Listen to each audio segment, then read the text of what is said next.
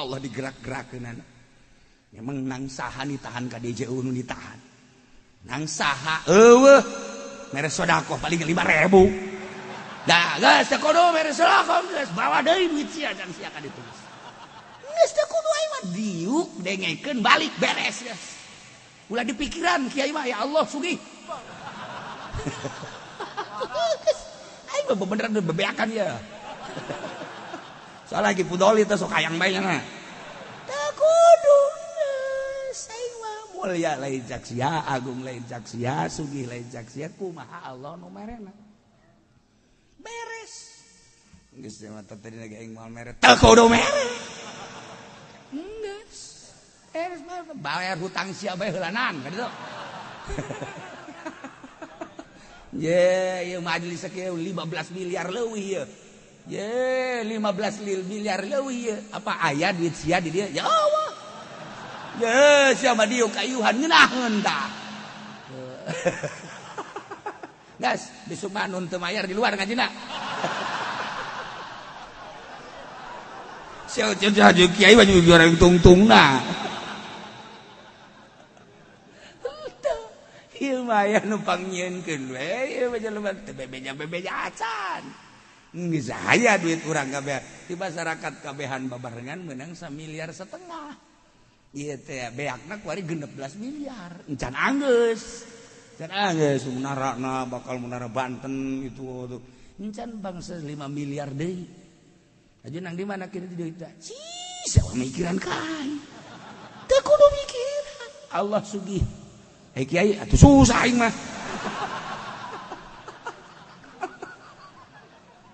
Allahumma ya qadiyal hajat Allahumma ya qadi Nabi Darda qala man qala idza asbaha wa idza amsa hasbiyallah la ilaha illahu alaihi tawakkaltu huwa rabbul arsyil azim sab'a marrat kafahullahu ma ahamma di mana-mana jelema maca isuk-isuk 7 balik sore-sore 7 balik bacana ieu hasbiyallahu la ilaha illahu alaihi tawakkaltu wa huwa rabbul arsyil azim 7 balik isuk 7 balik teh subuh isuk lah jeung sore memeh magrib atau tes magrib dibaca 7 balik nah ieu bakalna kafahullahu ma ahammahu bakal dihasilkeun daun anu dipake ka hayang urang.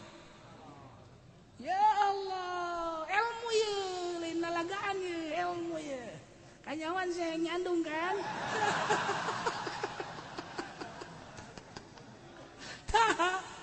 Jeung di maksudnya bahasa teh kieu nya dihasilkeun maksudnya bagus menurut Allah. Ih, hayang naon bae hasil bahkan di dieuna kafahullahu ma ahamahu shadiqan kana biha kadiban. Pohara eta mah maksudna dek bagus atau dek bohong. Ndek bener atau ndek teu bener pokokna boga maksud maca eta geus hasil ge pokona ya Allah sakitu doang teh isuk-isuk 7 sore-sore 7 hasbiyallahu la ilaha illahu alaihi tawakkaltu wa huwa rabbul arsyil azim bahkan ki muslim benak kerep ki kaukab kaki Zaini ka Abah doyong cukup baca na ba'da salat maca hasbiyallahu wa ni'mal wakil 3 kali rasakeun coba gengke mantap salat 3 kali hasbiyallahu wa ni'mal wakil hasbiyallahu wa ni'mal wakil hasbiyallahu wa ni'mal wakil diterusir wa hasbiyallahu wa ni'mal wakil limal maula wa ni'man nasir hasbiyallahu wa ni'mal wakil limal maula wa ni'man hasbiyallahu wa ni'mal wakil limal maula wa ni'man nasir geus teh unggal bada salat sakitu eta mah ti muslim kaki kaukab terus kaki Zaini tah ka Abah doyong ti Abah sok diwiridkeun bae teh ku Abah doyong Abah Agrat eta wasiat ka Abah dibaca bae terus ku Abah bener rasakeun teu kudu caritakeun engke enak bener tah Asal mata salat hasbiyallahu wa ni'mal wiridan biasa heula. Terakhir hasbiyallahu wa ni'mal wakil ni'mal maula wa ni'man nasir hasbiyallahu wa ni'mal wakil ni'mal maula wa ni'man hasbiyallahu wa ni'mal wakil ni'mal maula wa ni'man nasir. Bakal jala lembar segala. Tilu balik ta salat, masyaallah. Aya anu diijazahan ku Abah almarhum hasbiyallahu wa ni'mal wakil. Tilu balik unggal bada salat kabeneran manehanana teh ieu kitu usahana proyek. Begitu proyekna gagal ceurik kan ka Abah. Ceurik dibere eta bae cenah wirid hasbiyallahu wa ni'mal wakil ni'mal maula wa ni'man nasir tilu balik ta salat insyaallah bangkit deui. Diwirid bae kunyana teh bener. Hasbiyallahu wa ni'mal wakil ni'mal maula mun leuwih oh masalah cak Abah leuwih mangan tilu bae heulanan suka ju hayang leuwih-leuwih. Diwirid kunyana bener eta. Setahun ngawirid eta ya Allah proyekna bangkit kembali. Pohara. Barang bangkit deui poho deui. Teu baca deui hasbiyallahu wa ni'mal wakil. Nah, kadang dibaca kadang henteu, kadang dibaca kadang henteu, kadituna lepeh henteu. Ambruk deui. Ambruk deui bebeja deui ka Abah-abah mah nyahoan. Eta si hasbiyallah na teu dibaca deui. Nyahoan da Abah. Geus bagus-bagus ya ka Abah teh. Tuh, aya wali. Tapi dongeng di seputar wali. Wali geus bisa hiber teh satu ketika nya na teh ya kitu ragrag. Untung ka laut. Oh, untung ka laut deui ragrag da bugu juga atuh lamun ka darat mah geus selesai. Ragak kalau tak nyana kaget ya Allah ya Rabbi kok abdi bisa ragak sih sakieu keur geunaheun-geunaheunana ja anu ngajepret eueuh naon eueuh. Untung bae aya anu mawa tongkang aja dibawa ka eta ka naon gara-garana ka parahu salametkeun. Nanyana taqarrub ka Gusti Allah terus taqarrub aya ta ilham. Maneh tadi subuh baca hasbiyallahna ngan sakali nu biasa 3 kali. Ya Allah ragag. Atuh sia mah geus ragag deui ti kejebur bae kabeh.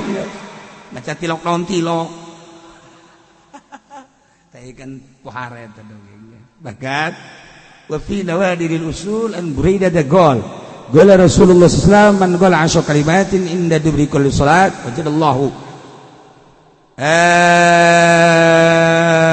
gitu naon ngaranna indahuna takafian wa majziyan khamsun lid dunya wa khamsun lil akhirat 10 hasbiyallah bah ujian naon dulu 5 urusan dunia bakal hasil maksud cukup muyah bagian akhirat lagi geus moal kana neraka. Di dunia 5 teh bakal hasil maksud cukup muyah mayeh hayang nanaon ge aya akhirat lagi moal tersentuh api neraka. Ieu baca Quran sapoe sapeting 10 bali 10 ge hiji-hiji doang. Hasbiyallahu lidini hasbiyallah hijrah hasbiyallahu lidini hasbiyallahu lidunyaya hasbiyallah lima ahamani hasbiyallah liman bagu alayya hasbiyallah liman hasadani 5 hasbiyallah liman kadani bisuin hasbiyallah indal maut hasbiyallah indal masrati fil qabri hasbiyallah indal mizan hasbiyallah indas sirat 10 mual tersentuh api neraka di akhirat mizan lancar sirat lancar di dunia dipakai naon gitu ngaranna cukup terakhirkeun sekaligus hasbiyallah la ilaha illahu alaihi tawakkaltu wa huwa rabbul arsyil azim tah wirid ganeta ieu cenah kieu atuh kunaon teh di fotokopi ge cerita heula ieu mah ke kadeulek wae hayang apa henteu sia ngawiridna. Surat Yunus wallahu a'lam. A'udzu billahi minasy syaithanir rajim.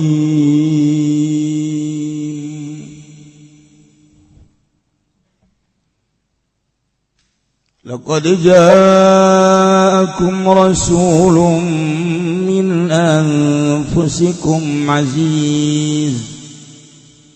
azizun 'alaihi ma 'anittum harisun 'alaikum بالمؤمنين حريص عليكم بالمؤمنين رؤوف رحيم فإن تولوا فقل حسبي الله لا إله إلا هو عليه توكلت وهو رب العرش العظيم.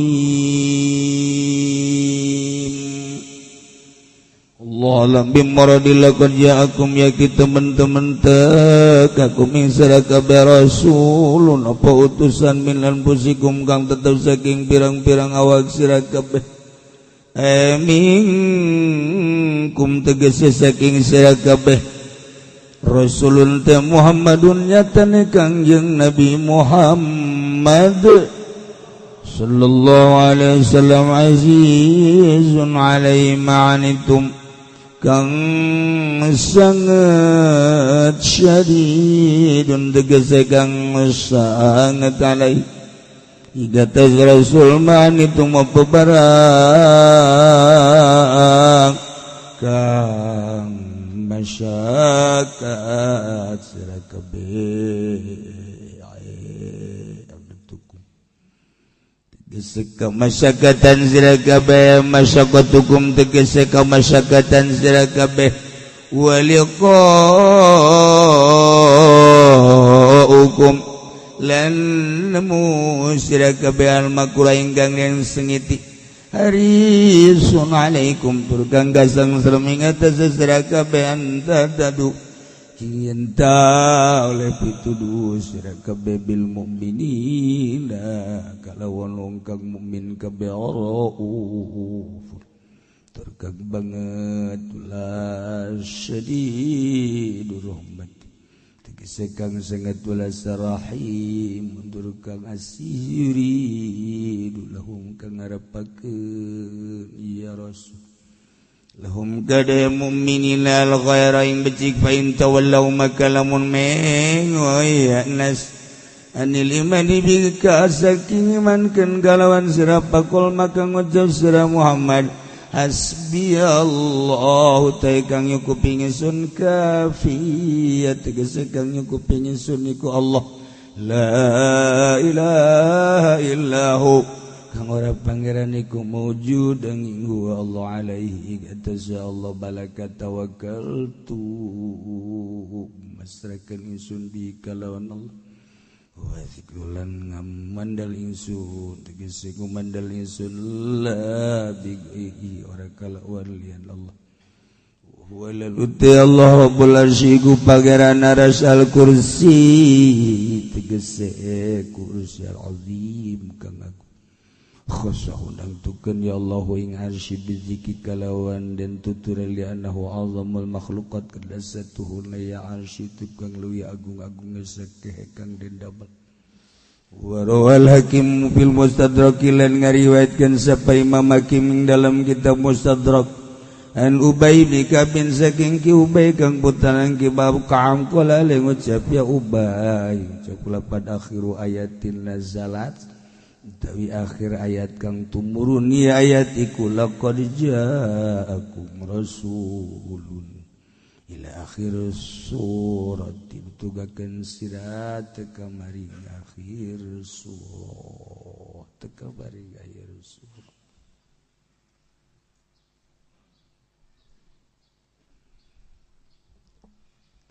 ayat terakhir di surah Taubah ayatna ieu laqad ja'akum rasulun min anfusikum aziz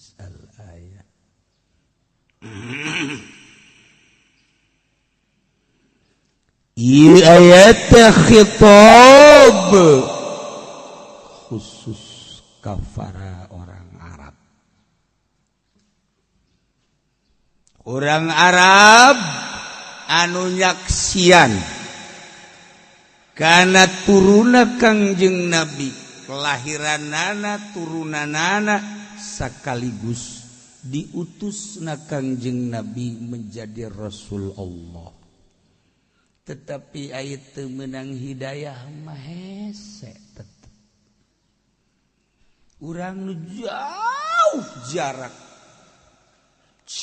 tempuh anu jauh, jarak masa anu lila, tetapi urang dibere hidayah ku Gusti Allah teu ka Kangjeng, teu apal tempat lahirna, tapi geus kapiheulaan ku cahaya ilahi iman urang ka Kangjeng Nabi Muhammad sallallahu alaihi wasallam. Mahal teh iman teh, ya Allah ya Rabb. Tinggal mempertahankan iman, keyakinan, sababaraha lengkah deui urang hirup bakal balik ke alam barzakh. Teu rugi, teu cangcaya urang paeh mawa keyakinan iman ke Allah, iman ke Kangjeng Nabi Muhammad sallallahu alaihi wasallam. Pertahankan eta. Kajen teh ditembak, enggeus kajen ditembak, dibunuh, dikumaha. Allah Muhammad, iman ke Allah, iman ke Kangjeng Nabi, salam. Ya Allah ya Rabb. Tapi lamun urang ditilik kuari, saki informasi geus poharana. Neangan bebener geus teh kudu ngaji melalui informasi elektronik ambalaya, tapi itu diberi hidayah mah hese. Nu mantak peperangan multinasional Baghdad genjleng negara kabeh pimpin ku Saddam Hussein. Gua mah ingetkeun lain rek nyaritakeun peperangan, andek nyaritakeun berbagai komentator tentang Baghdad, itulah perang. Begitu Gus Dur ditanya, bagaimana Gus tentang perang Baghdad? Ngapain kita bicara Baghdad? Udah nggak usah diikuti, bicara kita aja negara Indonesia. Sampai mati kamu tidak akan ngerti. Paham orang tentang Baghdad, Pak. Nu ngerti cuman Gus Dur. Moal keotakan cek urang cek ngomong urang nama sia daripada mikiran Baghdad bandingan dagang toge mah geus. Dagang jengkol mah geus. Geus sasawi dagangkeun ka dinya kabeh. Lain ukuran otak sia nya ditakeun Baghdad batu. Beuh Mang Saddam Hussein jelema leutik. Oyag negara kabeh. Nu ngalawanana ge multinasional Inggris, Prancis, Amerika. Lain lalagan Jerman. Milu kabeh. Lamun leutik negara moal ku kabehan dihantemna. Kulantaran ieu negara boga kekuatan anu luar biasa, dihantem lagi ku lobaan. Menang teh nu lobaan can sebab naon nu dipake ka hayang kumanehna kilang minyak dibom lagi ku urang Irak sorang. Per detik ieu naon meunangna hanya menduduki urang Irak mah ge di dieu teh gigideug bae. Negara-negara aing diusir deui sia ku aing. Aing mah paeh geus jadi biasa sebab aing mah paeh sorga aing sia. Emang kuari kehadiran Amerika di Baghdad gitu emang nyaman, teu nyaman. Urang Irak mah kajen teh paeh moal ditinggalkeun ku aing negara aing. Naon bebeunanganna? Teu bebeunangan, nu deuk dimasalahkeun naon kuari? Nu deuk dicaritakeun sabaraha ribu tentara Amerika nu asup Islam. Per detik ribuan tentara nu asup Islam. Urang dikaburkeun teu meunang nyaho. Nu potong leungeunna, nu eueuh ceelian, nu eueuh mataan, anu tanpa daksa teu bisa. Leumpang ku ari di Amerika, ribuan jelema asup Islam. Saddam Hussein wasilahna. Urang mah kan teu nyaho informasi nu sabenerna. Kula ge jawab teh ti almarhum almaghfurlah Gus Dur. Udah, kula nyaritakeun Baghdad saya. Pagawean urang bae cek. Moal kaotakan Gus ya. Ye, sakolahan teu daun teu nyaritakeun Baghdad. Ulah gitu Gus. Itu kayak resep bae. Tapi emang gua mah Baghdad bah. Negara 1001 malam. Emang kumaha sabaran nabi anu diturunkeun di dinya. Lain sembarangan negara teman, negara kuno. Amerika negara anyar. Inggris negara anyar. Kalawan negara kuno. Menang teh gan sakadar di mata dan mengklaim. Hasilnya datang ke akuari. Ralang sadar hutang teh gara-gara membabi buta ngalawan Baghdad. Baghdad teh ieu tokoh Baghdad tiba heula. Ti mimiti khalifah kahiji, khalifah kedua dan selanjutnya aya gimbir-gimbir teh Saddam Hussein. Nah, naon kitu ngaranna waliun min auliyaillah. Oyah negara kabeh ku Saddam mah. Kumisna bisa gede bisa leutik. Saddam. Lamun geus disorot di televisi urang dari Saddam teh di satu sisi orang resep, di satu sisi orang sieun kanyan. Aing neuleunya eta aing resep aya tapi sieun aya. Sakitu ge jauh urang ka Baghdad di dieu. Komo jeung jelemana. Tentara Amerika di dieu doang grupluk emang kumaha gitu. Teu diberitakeun kan kitu-kitu mah. Kaistimewaan jeung kemaziahanana. Sabaraha orok anu digaranan Saddam lamun lain gerak Allah moal bisa. Ya di Indonesia bae ge sabaraha orok nu digaranan Saddam karunyin di awakna ge. Teu gara-gara cara Saddam teh kitu. Tuh ya Allah ya Rabb. Nah, ieu keur carita hidayah melalui peperangan. Ternyata hidayah didapat melalui peperangan. Ieu mah keur carita maha kuasa Allah henteu rek nyaritakeun peperangan multi jeung Baghdad lain. Hese eta mah nyaritakeun anak lantaran dibalik cerita tentang peperangan Baghdad aya satu dakwah anu urang teu nyaho. Anu urang teu nyaho selalu berdoa Saddam, selesaikah ya Allah tugas saya, selesaikah ya Allah tugas saya. Andai kata belum saya siap, andai kata selesai nyanggahkeun abdi ka Gusti. Batur mah perang datang kaos gitu, ente perlu menang jeung eleh, tetapi melaksanakan tugas saya sebagai kepala negara dakwah Islamnya. Hasilna sabaraha ribu jelema anu asup Islam. Tah hasilna urusan kilang minyak bom cak Saddam Hussein. Eta mah nu pangeran, kurang ulah punya ulah. Tinggal Amerika bae begitu dibom teh ku Saddam. Wah. Hah? Naon jang urang. Bingung kan Amerika. Urang kasus kaditu ka Baghdad teh kereta kilang minyak ambalaya berserakan. Negara acak-acakan. Tapi orang Irak bangunna tenang, teu bermasalah. Junaidil Baghdadi aya di Baghdad, Abu Bakar Shibli aya di Baghdad, Syekh Sri Sikti aya di Baghdad, Syekh Marufil Qurhi aya di Baghdad, Tuan Syekh Abdul Qadir Al-Jailani aya di Baghdad. Tokoh-tokoh sufi dunia anu kuari jadi rujukan seluruh dunia aya di Baghdad kabeh. Tenang urang Baghdad mah. Ieu itu. Per detik ieu apakah kacau urang Baghdad? Ketika ya orang Amerika geus deuk siap bae. Urang Baghdad asal bae urang Amerika geus.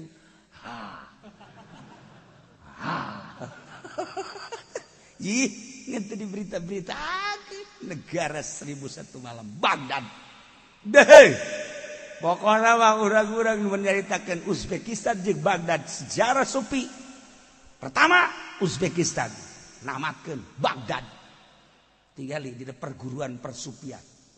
Lamun encan ka Uzbekistan can selesai. Setelah selesai di Uzbekistan mesti Baghdad namatkeunana.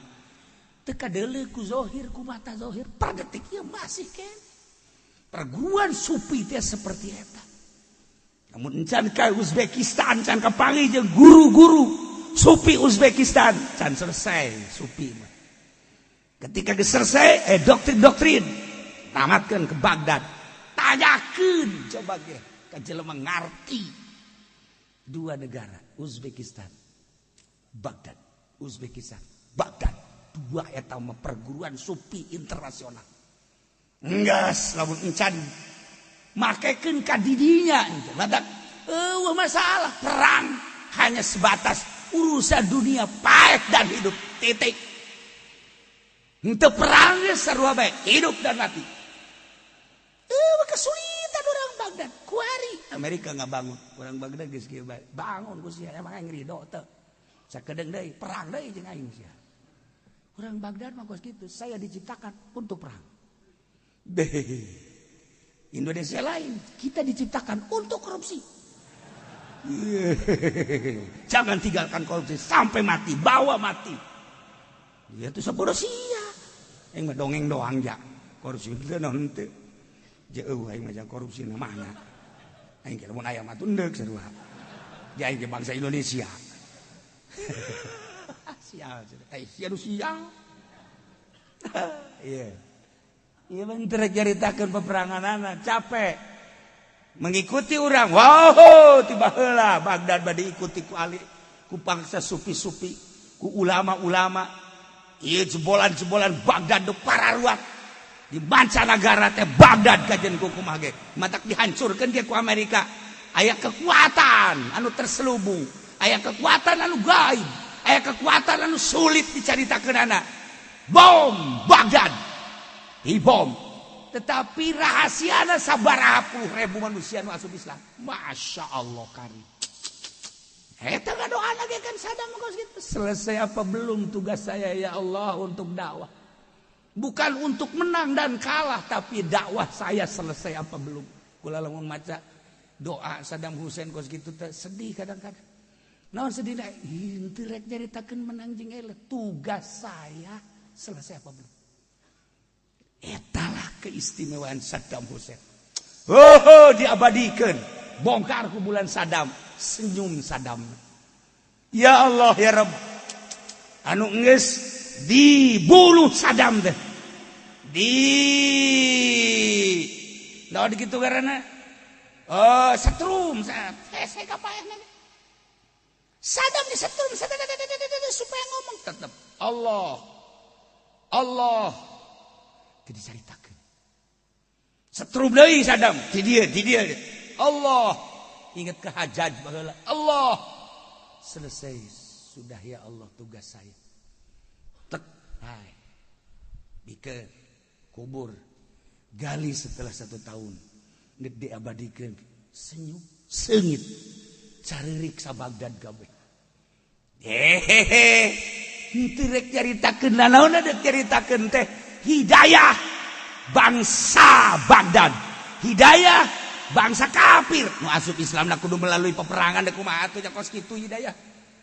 Di urang teh eta loba pengusaha-pengusaha Cina nu berhasil teu daek ya asup Islam. Tapi begitu dibere susah deui asup Islam hidayahna kudu ku susah. Sabaraha encek anu asup Islam di urang ku susah.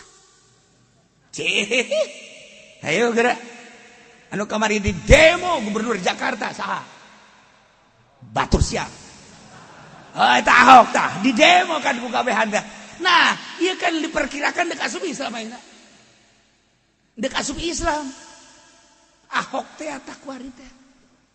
Wallahu a'lam menang hidayah ti mana kakarak endeu. Tuh, tapi lamun kajadian nya asup Islam, wallahu a'lam. Iyalah rahasia Allah.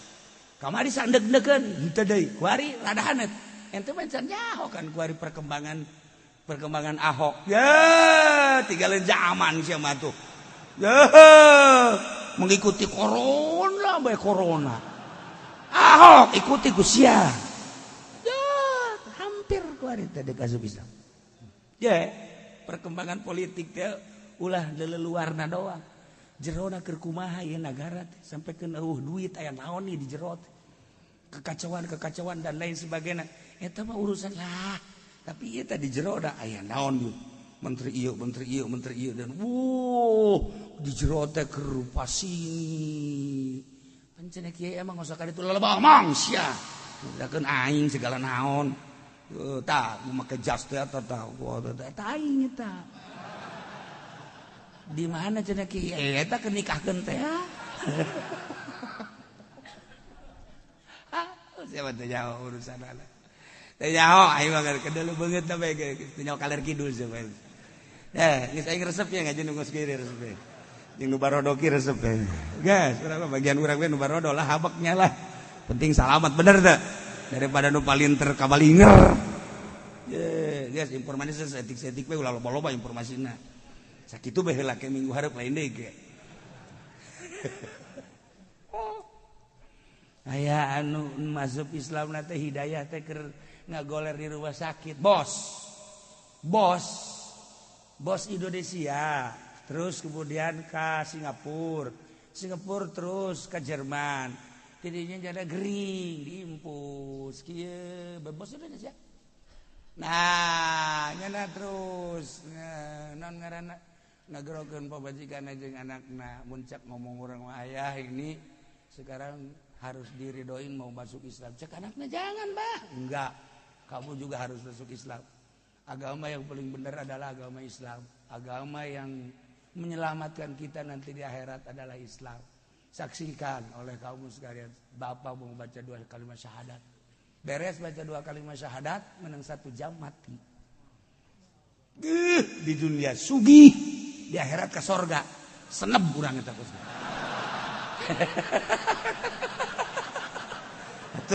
Cek nafsu urang. Tapi kan rahasia Allah eta. Masya Allah karim pohara jasa. Perang Palestina ya. Perang Palestina. Dati itu.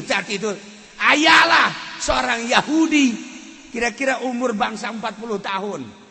Kena tembakan muslim. Masuk rumah sakit.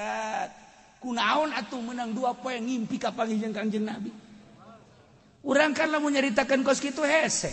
Ya Allah ya Rabbi hidayah. Menang 2 poe. Dah ka panggih jeung Kangjeng Nabi. Kamu kenapa muncak bahasa urang mah? Saya sakit. Sakit kenapa? Sakit tertembak. Oleh siapa kamu tertembak? Oleh pasukan muslimin. Beruntung kamu tertembak oleh muslimin bukan oleh orang kafir. Emang kenapa? Orang muslim itu tidak ada kejahatan. Ini siapa? Saya ini yang dibanggakan dan diimani oleh orang-orang muslim. Yang bernama Muhammad ya iya. Langsung pelukan dina ngimpina, langsung masuk Islam dina ngimpina. Ku Kangjeng Nabi diusap penyakit urut, tembakan sat, hudang cager, langsung nyana baca la ilaha illallah, la ilaha illallah, la ilaha illallah, la ilaha illallah. Dokter kaget. Ina naonan. Ya Allah, ya Rabbi. Wah, sudahlah keluar la ilaha illallah, la ilaha illallahan. Hampir ditembak di rumah sakit. Jangan, coba biarkan. Kita tanya dulu ada apa. Begitu ditanya seperti apa? Dibukukan. Kukula boleh bacakan bukukan. Bahasa Inggris masalah.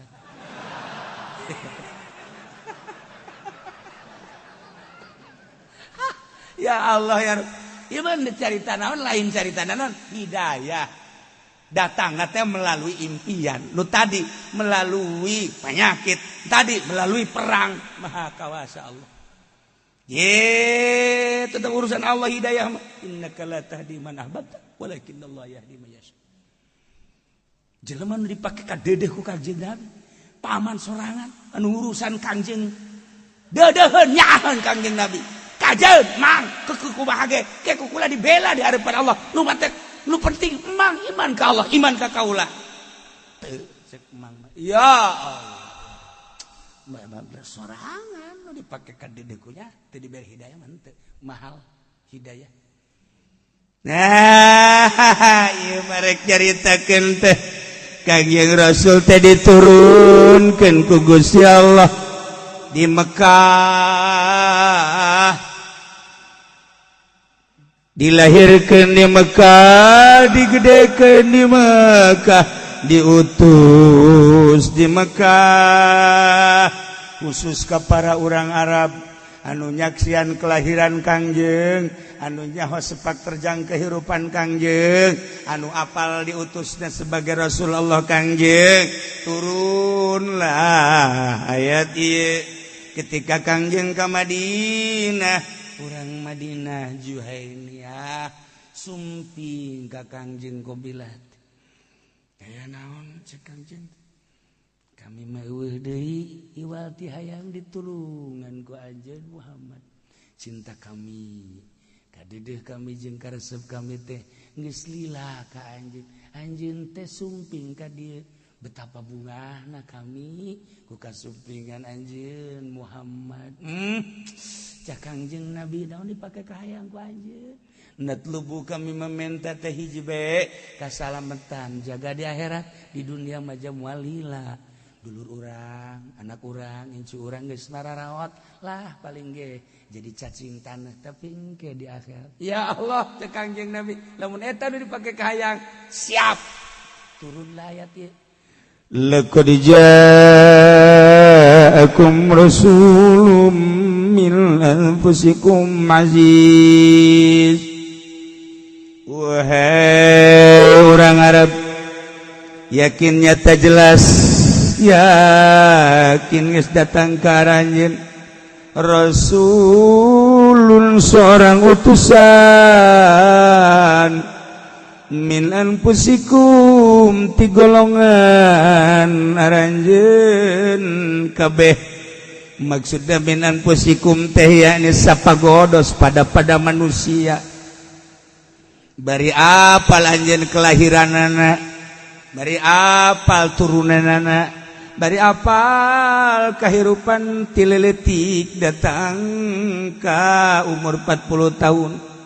Diangkatlah jadi Rasul Allah. Min anfusikum sapagodos jeung anjeun.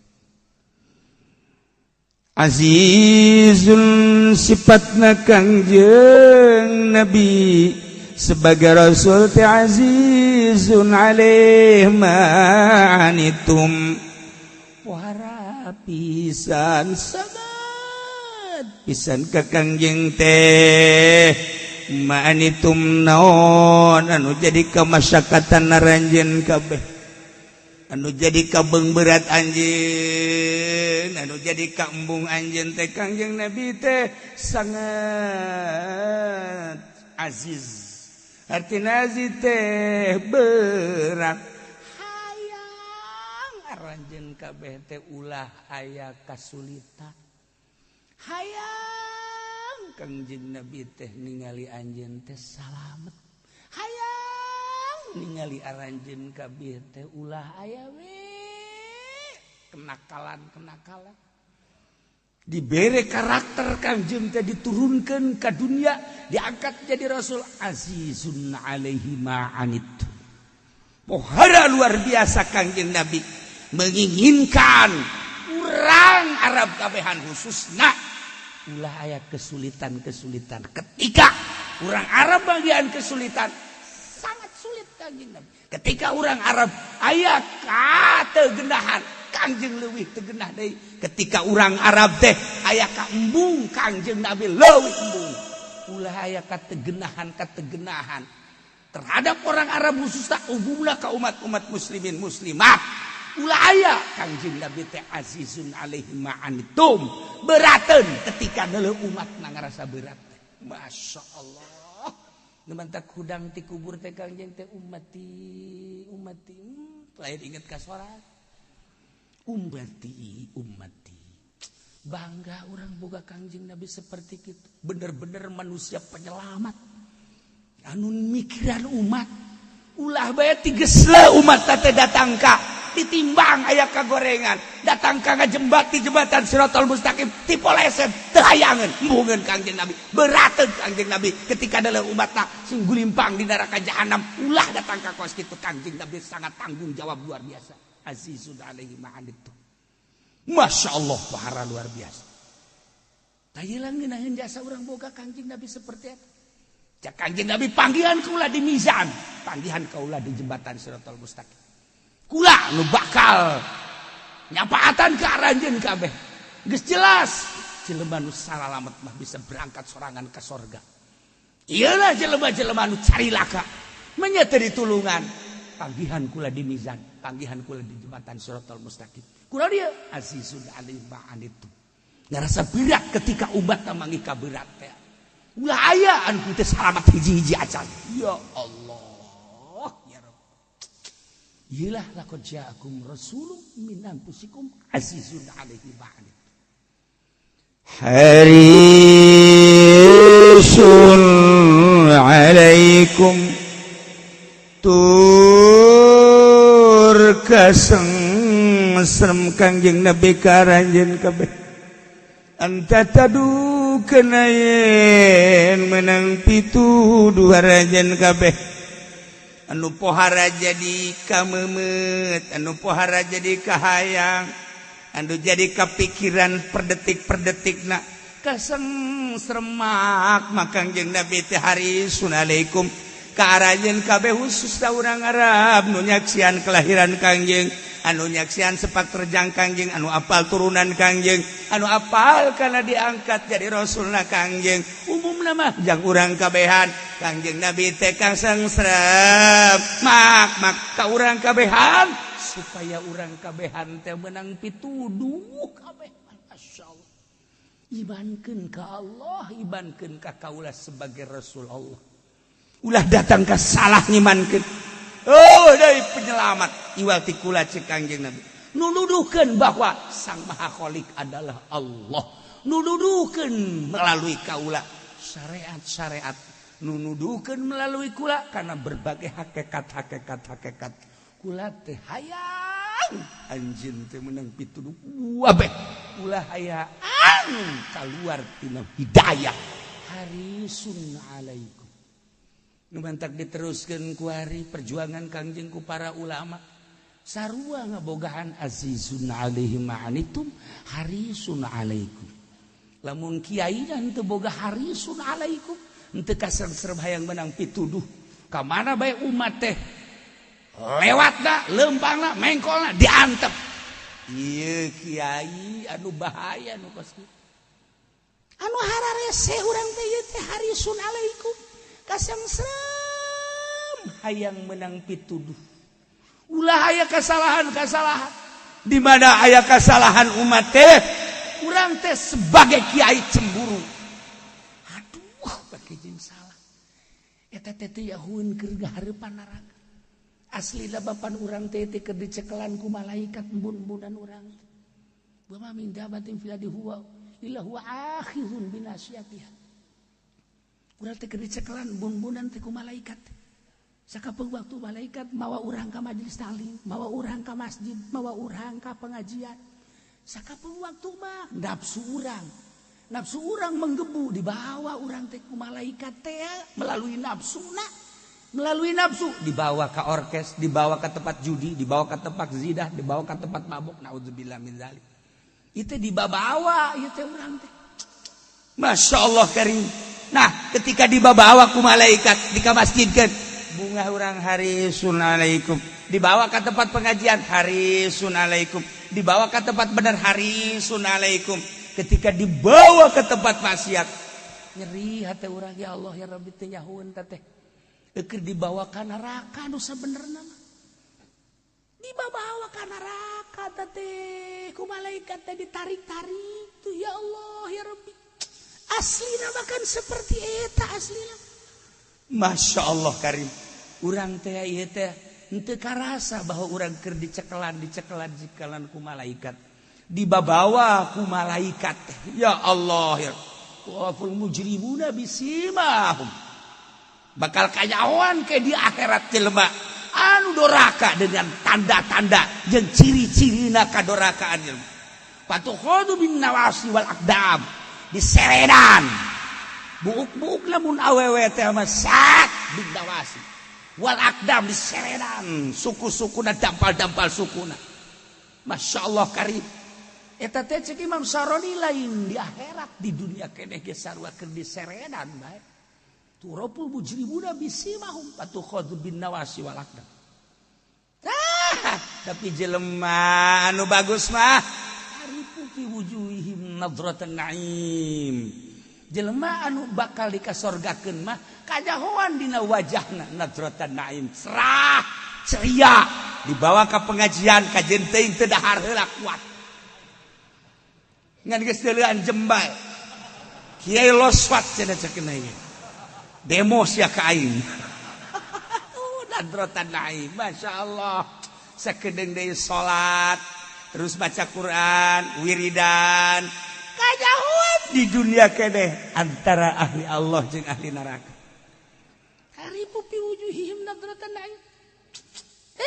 Moal ngahiji jelema anu bakal dikasorgakeun jeung jelema anu bakal dikanarakakeun moal ngahiji sebab naon turapul mujrimuna bisimahum fatukhadhu bin nawasi wal aqdam deukeut ka pengajian dasar lain ahli Allah mah ngabur ji deukeut ka masjid teu jauheun tihang masjid kos kumaha teu jauheun deukeut ka masjid teh eueuh antara imahna jeung masjid tapi teu jauheun tilok ngitungan tiang masjid nya nama aya pengajian di masjid eta 20-an jeung tihangna aya 10 berarti nu gaji 10 teh ya tuh kan tak ieu teh maksudna teu kajahoan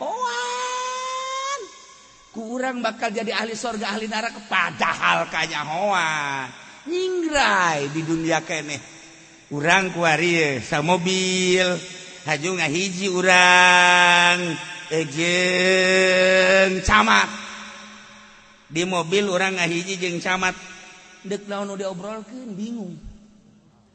bingung urang teh teu betah urang deuk ka Bandung pasti datang ka dieu bae ka Tangerang ganti mobil bae nya bapak-bapak kula-kula mah henteu datang beda ngobrolna hese tapi pan urang jeung santri deui mah heuh sia tinggal nakolan bae ieu ngindaheun deuk ngobrol naon bae kumaha urang bae sacalangapna urang ngindaheun eta urang sapagodos ngaranna teh tapi orang ngobrol aja dengan polisi ngobrol ke naon orang mah ngobrol ke bintang jangan naon bintang orang mah ayo coba ayo ngobrol ke balok jangan naon di mage ambal aya balok teu kapake tuh balok teu urang bisa bingung urang ya urusan sakola teh jaho urusan tahapan derajat-derajat teh jaho urang mah diajak ngobrol ge lah sapira nu kos kitu babari-babaringan teu hayang nyaho sebab naon sapira kos kitu jadi dina hartina mah teu nyambung bae heulana urang sa mobil jeung DPR dek ngomong naon aya kecuali Ki Fudoli lain deui teh mah nama emang semi nya nama tuh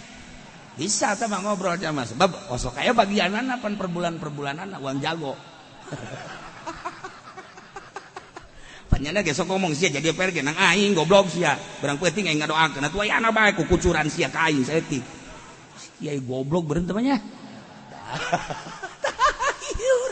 teu bisa orang ngobrol jeung DPR teu bisa nyaritakeun perkembangan politik yang teu bisa ieu deuk nyaritakeun naon ieu deuk nyaritakeun teh misah turaful mujrimuna bisima DPR jeung DPR bangsa ahli neraka PNS ya tuh anu teu salat sia mah sok ka aing teh goblok mana nu benerna heulana tuh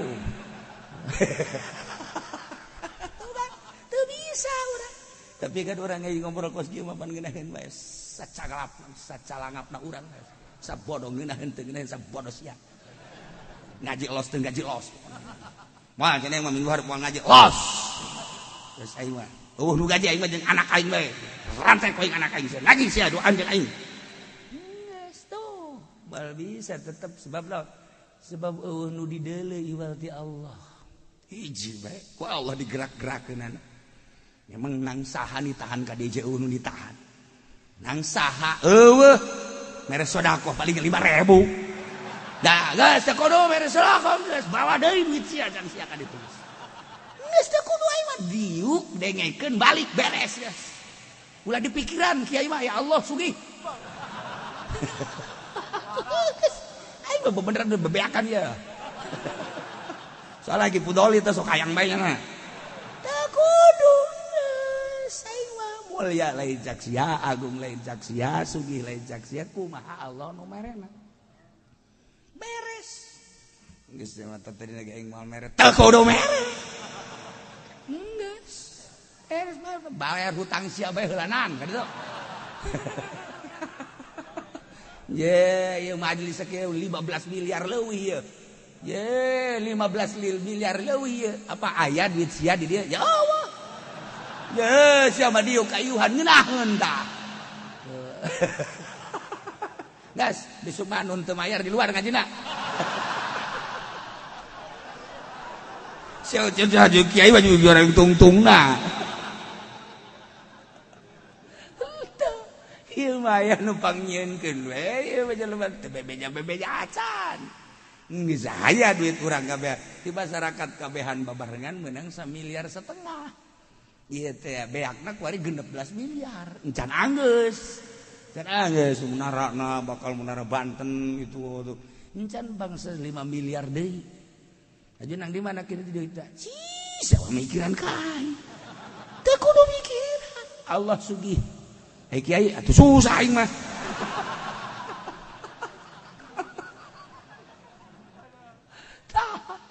Ieu mah lainna naon ye. Dek jaritakeun teh harisun alaikum masyaallah karim. Kasang serem Kanjeng Nabi teh supaya menang hidayah kabeh umat. Urang teh ieu teh ditaduturkeun Kanjeng kumaha Kanjeng? Kanjeng teh amr ma'ruf nahi munkar. Mentek cek Kanjeng Nabi man ra'a munkaron falyughayyir biyadi. Selama lamun deureuh munkar boga kekuatan silakan melalui kekuatan bila perlu perang. Wa man lam yastati lamun teu bisa bilisan ngomong coprak cara kipudoli dibayar ngomong teh dibayar henteu lain dakwah teh kos kitu usaha tuh ya lu bener sok aju kasinggung atuh lainnya na bae sia ge sarua ulah atuh urang dibayar ngocoprak we terus bila perlu kudu kos tukang menta-menta di pasar teh eta urang ka pasar kemis mawak salon. Saudara-saudara sekalian, saya datang ke sini untuk minta bantuan. Jepan goblok atuh. Sudah teh dek dakwah horekanan masjid jan anggeus teh beres sama kos itu. Ulah dakwah. Fal yughayyir bi yadi. Wa malam sati pabilisani. Wa malam yasati pabi qalbi. Lamun teu bisa make qalbu urang wa huwa adaful iman pang handap-handapna iman. Sapeker dipermasalahkan ribut gede tapi lu liwat di hareupeunana rurundayan awewe teh dimasalahkeun je padieu naon ieu fitnah gede ieu teu kudu dimasalahkeun tasawuf we atuh fal yughayyir biadi wani nyana radio tatangga dibantingkeun TV tatangga dibantingkeun kunaon aya nu liwat dadana muka nyala ngahenen bae. Je, tadi mah rada gede teh mah. Tinu imah rada gedean ieu ya.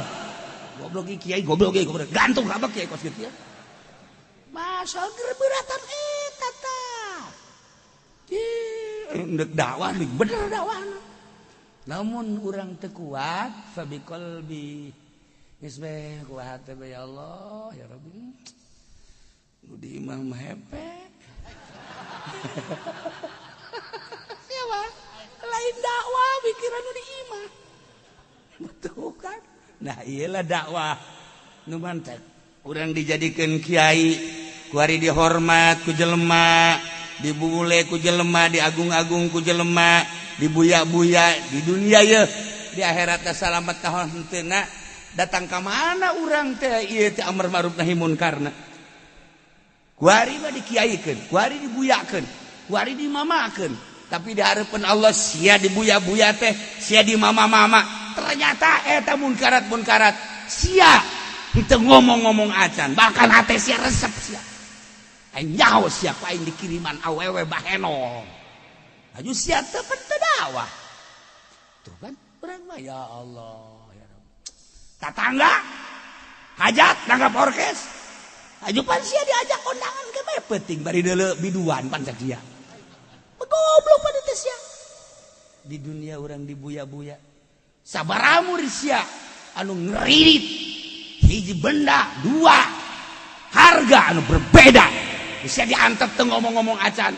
Dibuya-buya orang di dunia tapi di akhirat ternyata orang diseret patu khadhu bin nawasi wal aqdam. Dan orang mikiran kadinya embung orang jadi kiai. Embung orang jadi kiai teh komoh ju pendopo nu mere kitu pun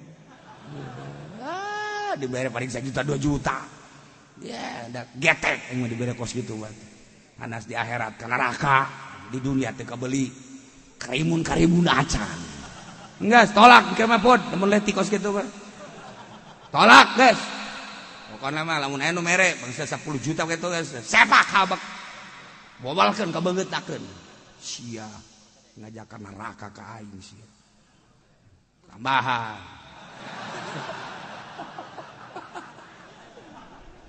teu beres teh. Tah urang lamun pikiran kaji ya Allah ya Rabbi salamat apa moal. Henteu rek mikiran batur mikiran urang bae. Ieu nahi munkar urang geus datang ka mana ieu?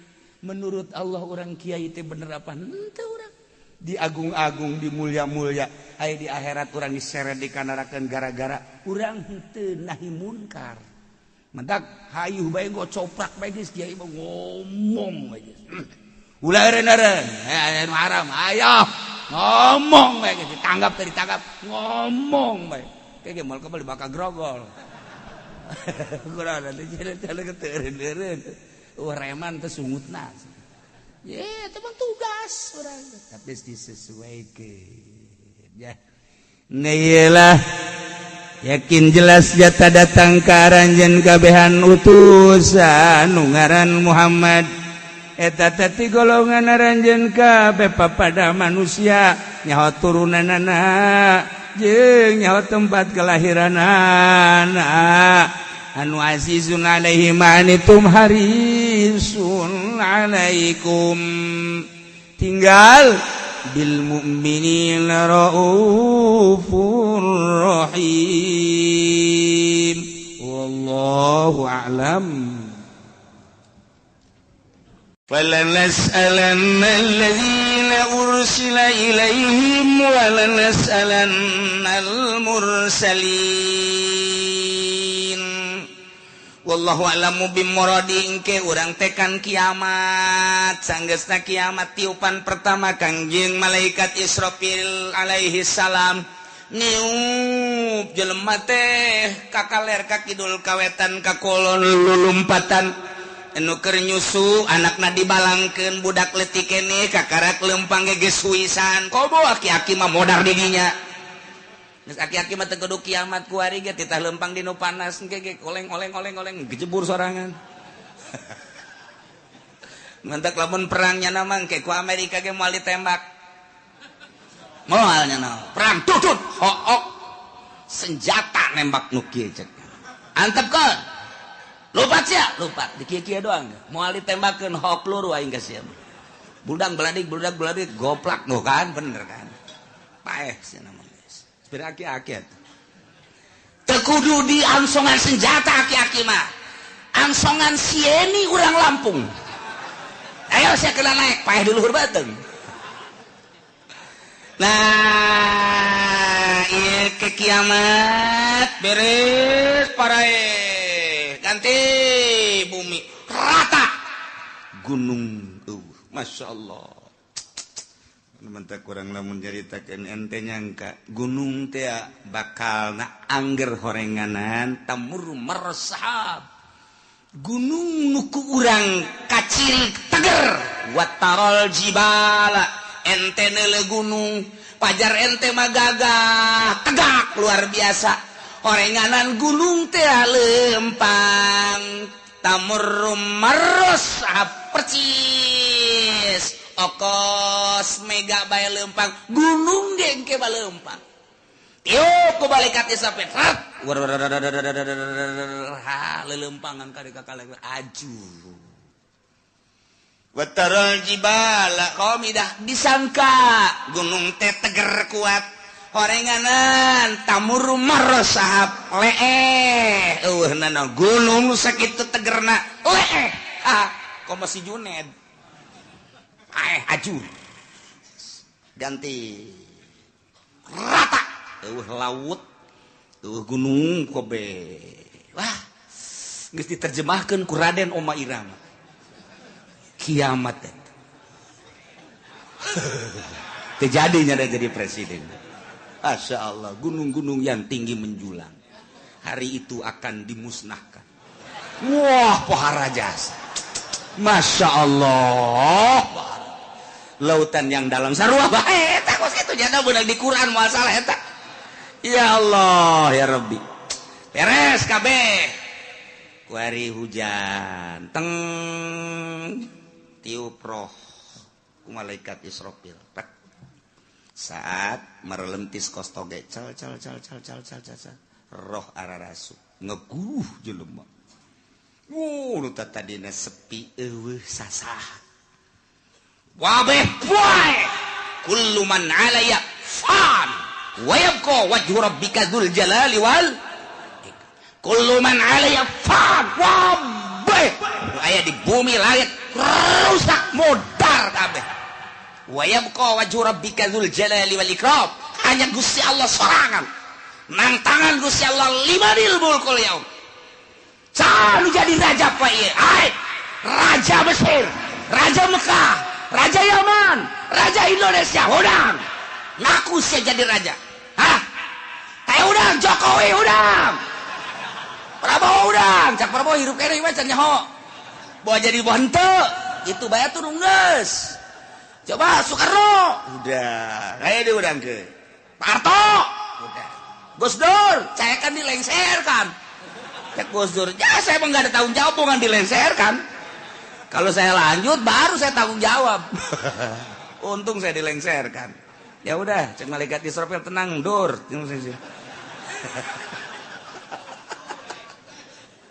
Masya Allah tantangan limanil mulkul yaum geus beres kabeh harirup giring ka mahsyar timbang amal timbanganana kos timbangan emas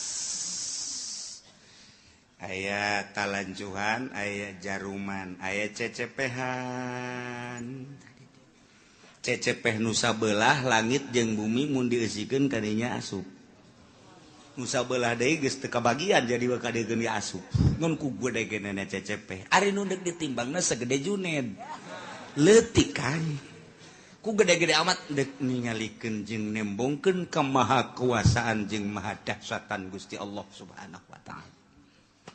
Wih, jelema dikiring di berbagai negara kabeh ka mahsyar. Di mana letak mahsyar? Letak mahsyar teh Masjidil Aqsa.